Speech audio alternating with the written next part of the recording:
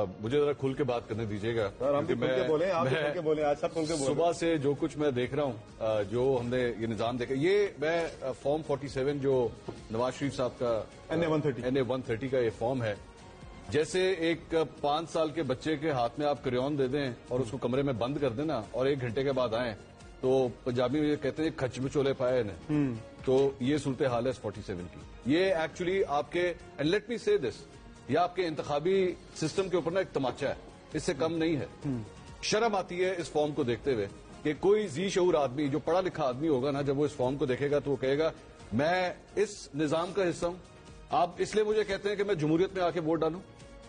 آپ صرف ایک 4 سال کے بچے کو جس کو تھوڑی سی میتھس آتی ہوگی نا، وہ بھی کیلکولیٹ کرے گا تو وہ کہے گا یہ کیا ہے، کیا یہ مطلب میں یہ بیسکلی یہ وہ حلقہ ہے جہاں پہ میں خود پیدا ہوا ہوں.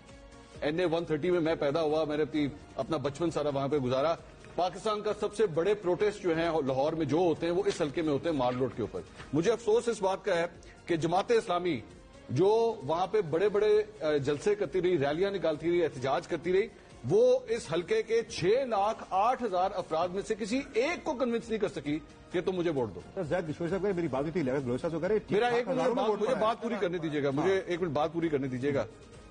دوسری بات یہ کہ آپ نے جو اس کے بعد یہ جو مہر بانو قریشی 16,500 ووٹ ریجیکٹ ہو گئے ملتان کے اندر. مطلب وہاں کے لوگوں کو اتنی سینس نہیں ہے کہ انہوں نے ووٹ کس طرح ڈالنا. 16,500 ووٹ یہاں پہ اسی لاہور کے اندر. اب اسی کے مطابق جو ہے 650 ووٹ ہے جو ریجیکٹ ہوا ہے. لاہور کے لوگوں کو اتنا شعور ہے کہ 650. اور by the way last time اسی حلقے کے اندر جو ہے 2,500 ووٹ ریجیکٹ ہوا تھا. یہ اسکرین پہ چل بھی رہا ہے جی فارم، ٹھیک ہے. اب آپ یہ just look at the numbers.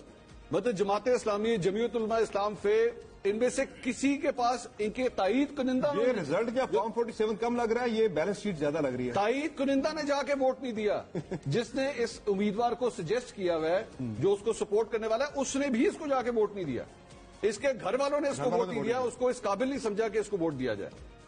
خدا کے لیے اس عوام کے ساتھ ایسا مذاق مت کیجیے. میں یہ نہیں کہہ رہا کہ ایک جماعت یا دوسری جماعت کون جیت رہی تھی، لیکن یہ بیسیکلی مجھے کہنے دیجئے کہ یہ اس طرح نواز شریف کی شرمندگی بچانے کے لیے آپ نے یہ فارم نکالا، کیونکہ مانسیرا سے بھی وہ مانسیرا سے بھی ہار گئے تھے. یہ ان کی آبائی سیٹ تھی جہاں سے وہ ہارے ہیں. 1985 سے الیکشن لڑ رہے تھے. ہم نے ہماری ٹرانسمیشن میں مزمل صاحب نے یہ فرمایا کہ اتنے پرانے وہ یہاں سے الیکشن لڑتے ہیں، اس سے بڑی شرمندگی کوئی تھی. میں آج آپ کو یہ بھی بات بتا دوں، اور اگر کسی کو ریکارڈ چاہیے ہوگا تو میں دینے کے لیے تیار ہوں.